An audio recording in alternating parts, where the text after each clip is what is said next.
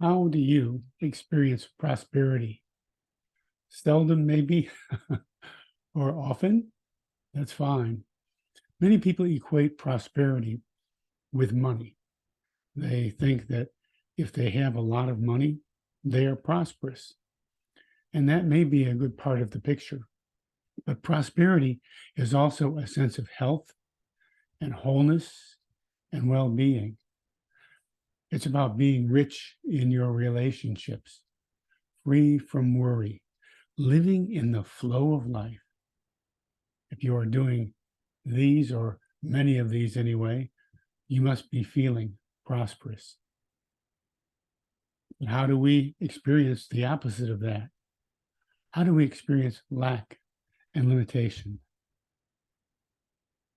We focus on what we do not have, or what we have but do not want.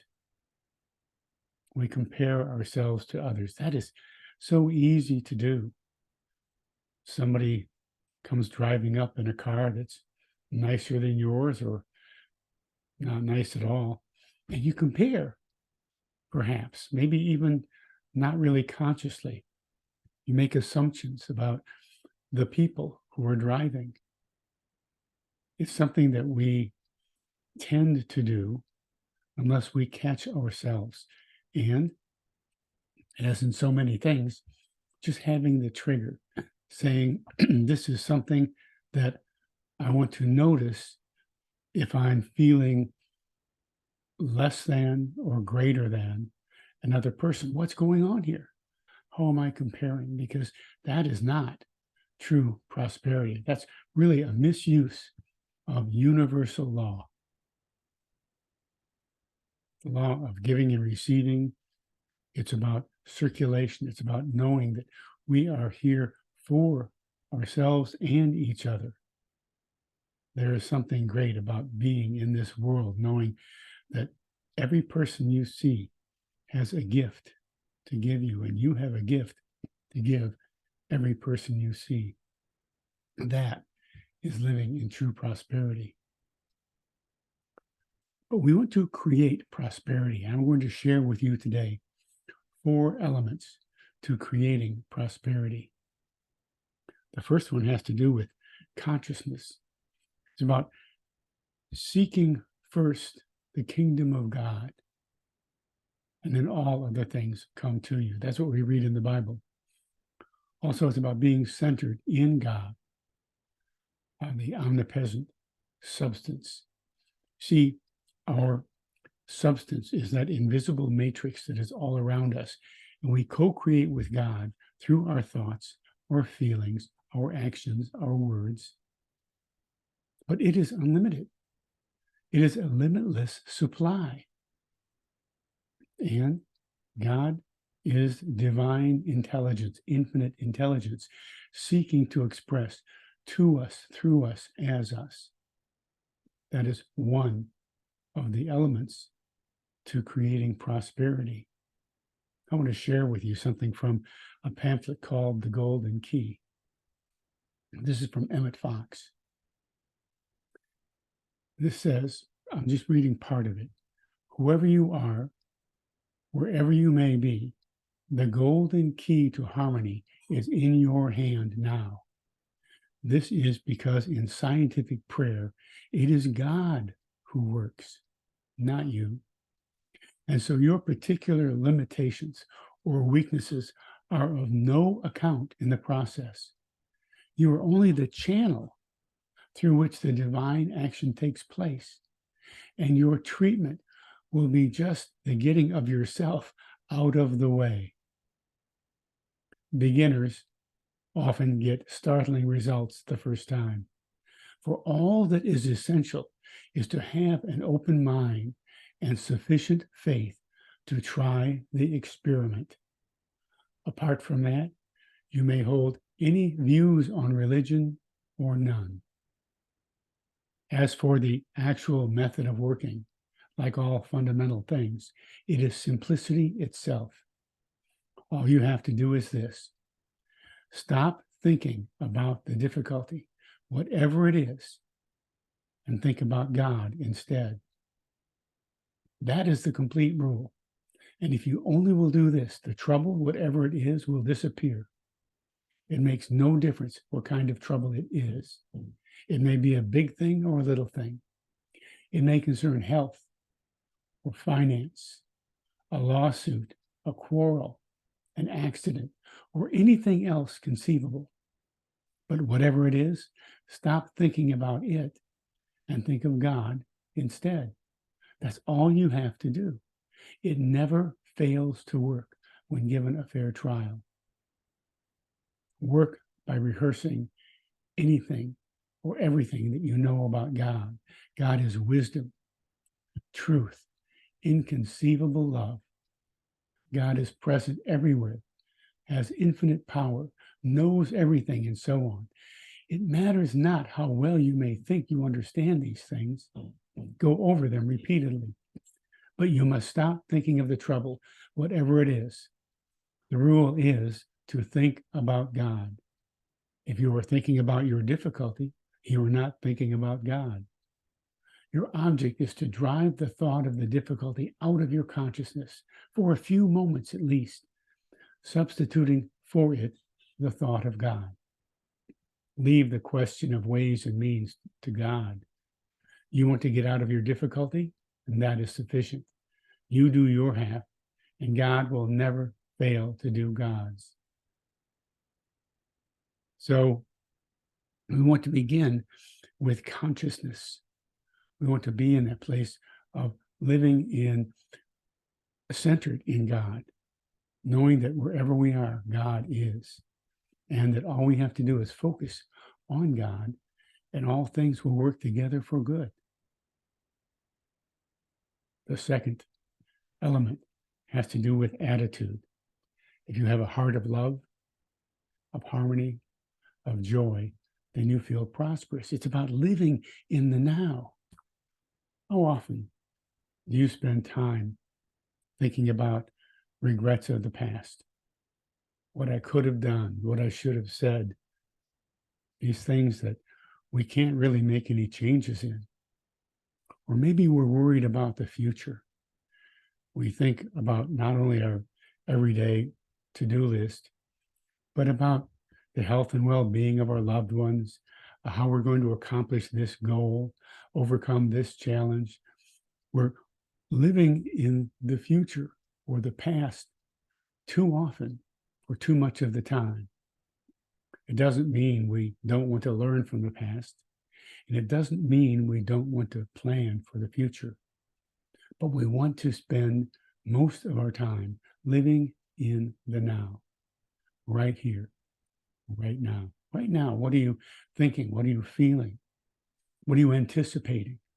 Notice what's going on. Use your senses, your eyes, your ears, what's going on in your life, what's going on right now as you are listening to this. Live in the now. And live from a place of gratitude.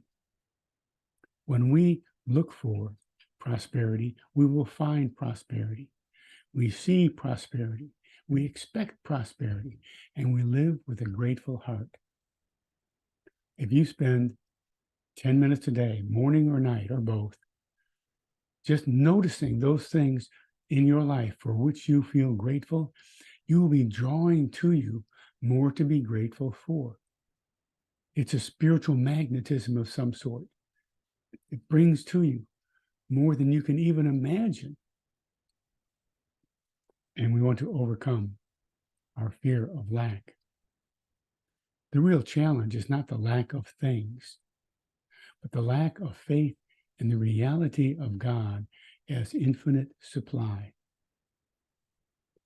We think that our supply comes from our work, or from our pension, or from another person, but it's really coming from God. When we limit it to those things, we are limiting God.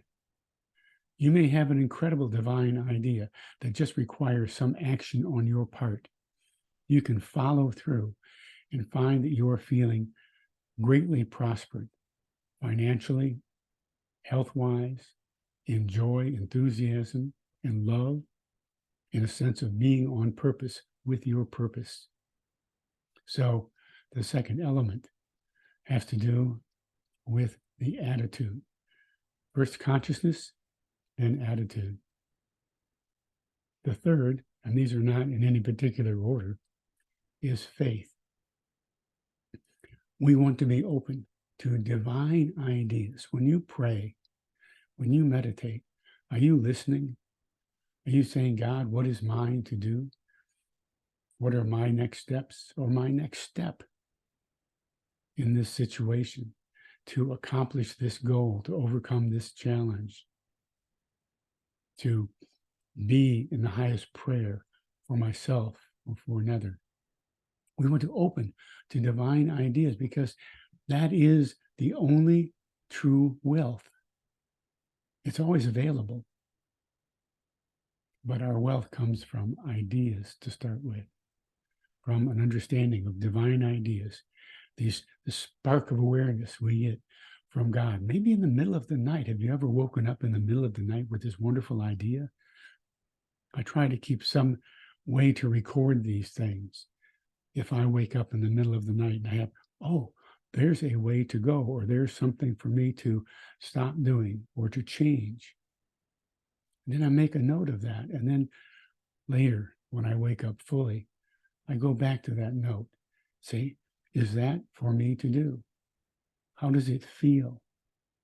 See, we want to live in a place of positive expectations. Remember that the energy of positive expectations is like the energy of gratitude. It is a spiritual magnet. And it feels different from a desperate expectation because we are releasing anxiety. Anxiety is a misuse of faith and imagination. Have you ever been in that place where you use this creative power of faith and imagination to find yourself worried, concerned about your situation or another's? That is a misuse of the power. And just by noticing that, we can make the shift. Because with God, all things are possible. We want to be with our faith in prayer and meditation. Prayer is speaking the word, forming our thoughts into something clear, saying, this is what I would align with in prayer. This is what I would see as an answer to prayer in my life. I want to be open to good. I want to be open to opportunity. And then listen. Meditation is about listening, breathing in, releasing and letting go, and listening to that still small voice, that gentle nudge that is spirit. And then it's about responding. It's about following the guidance. What good is guidance if you're not going to follow it? And guidance, spiritual guidance, is always going to be for the good of yourself and others. It might not be easy to do, but it's always for good. And you'll have a certain feeling with that. And that feeling is a feeling of being on purpose with your purpose. You are letting go of something that is no longer yours, or you're moving towards something that fills you with excitement. And you're feeling like you can do anything with God as your partner. So listen and respond and follow your guidance. I mentioned a moment ago the idea of the power of the word.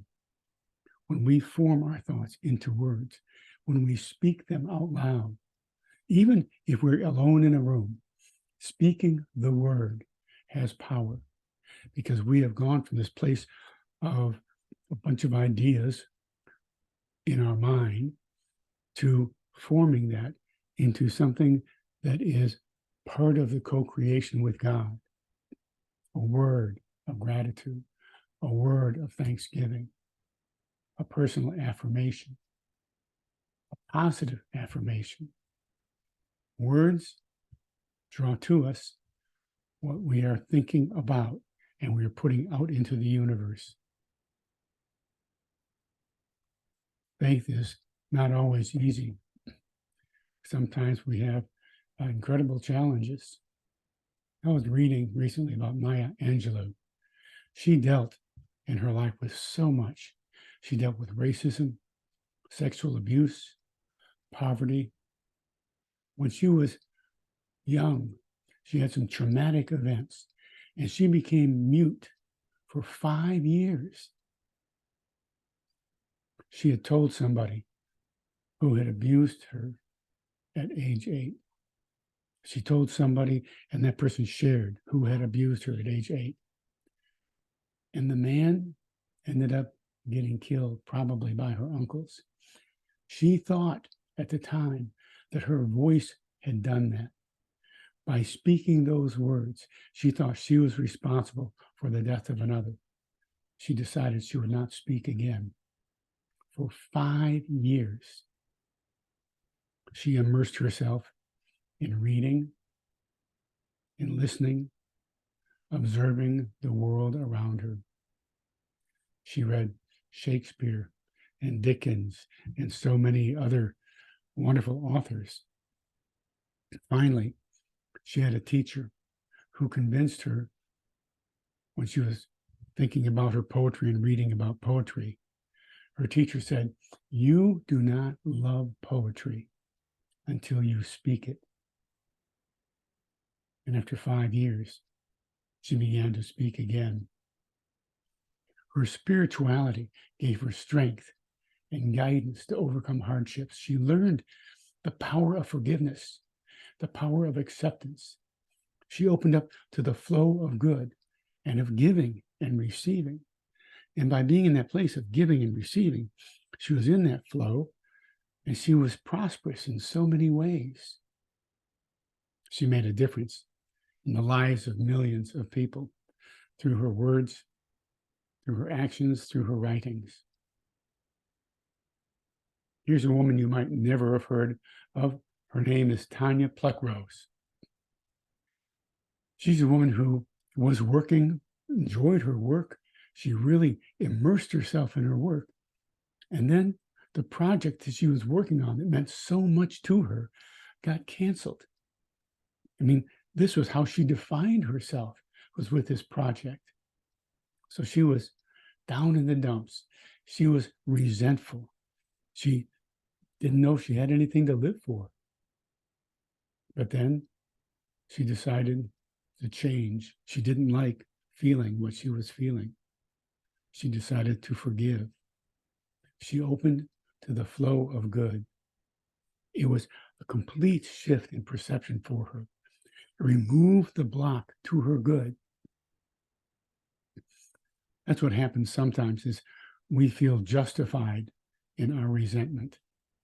That person said or did whatever they said or did. Or maybe we have some resentment about something we did or didn't do. When we stay in that place, we are blocking the energy of God.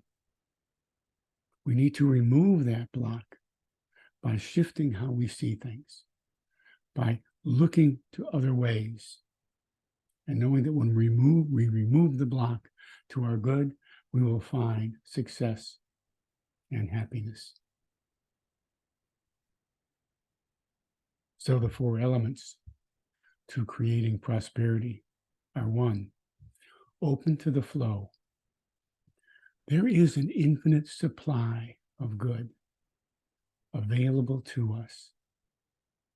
We only limit it by our own limited thinking, by comparing to others, by feeling less than, unworthy. We have this place where we're not feeling like we're in the flow, and all we have to do is take a step to the right or the left, see the bigger picture, realize that there is an infinite supply and that we deserve to be in that flow of good, to be in that place of knowing that we are in that supply so that we can be part of the law of circulation. With generosity, we pass it on. We give, we receive. We live with non-resistance. We let go. We let God. Know that You are in the flow. You are worthy. Allow yourself to focus on forgiveness. Use visualization. Use realization. Realization is not only seeing it in your mind's eye, but feeling it with your whole physical body. Whatever you ask for in prayer, believe you have received it and it will be yours. Feel it wholly, completely. The four elements, once again, are consciousness, being centered in God. Use that golden key. Whenever you have a challenge or a goal, a challenge that you need to overcome, or a goal that is somehow seeming too big for you, center yourself in God. Use the golden key. And whenever you think of the difficulty or the challenge, stop and think about God instead. Whatever you think about God, God as love, as light, as beauty, as wholeness, as guidance, as direction, as upliftment, as that wonderful love that God is seeking to express to us and through us. So consciousness first, attitude second, seeing prosperity, accepting prosperity with gratitude. Third is faith. Faith is knowing that divine ideas are your true wealth. You have positive expectations, knowing that with God, all things are possible. And then you open to the flow of infinite supply. It's the law of circulation, the law of giving and receiving, and giving and receiving. Apply these four elements, and you will prove God in your life, and you will create prosperity. God bless you.